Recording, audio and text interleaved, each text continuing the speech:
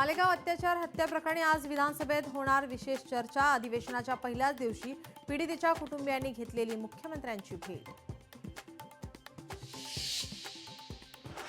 देशव्यापी जातनिहाय जनगणनेला केंद्राची मंजुरी। जनगणनेसाठी खर्च होणार 11,000 कोटी रुपये।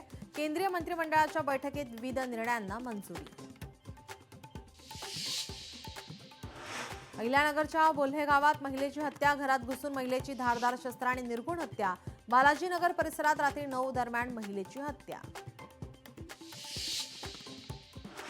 महापालिकांना फलकांवर शुल्क आकारण्याचा अधिकार। उच्च न्यायालयाचा महत्त्वपूर्ण निर्णय।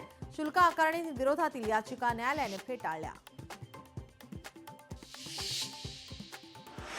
आंध्र प्रदेशच्या राजमुंद्रीवरून झाडांचा कंटेनर नाशिकमध्ये। झाडांचा दुसरा कंटेनर नाशिकमध्ये दाखल। दुसऱ्या कंटेनरमध्ये आणखी 350 झाडं दाखल।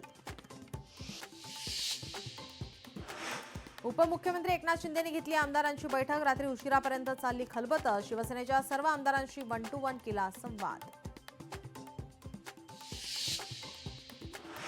जळगावच्या फुल मार्केटमध्ये मोठी तेजी। गुलाब, झेंडू, शेवंती, निशिगंधा या फुलांच्या भावात दुप्पट वाढ। अतिवृष्टीमुळे यंदा फुलांच्या उत्पादनात घसरण।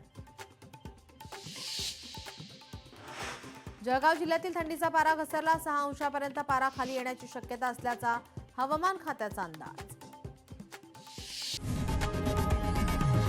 लोकशाही मराठी ऐका, पहा, जागरूक रहा।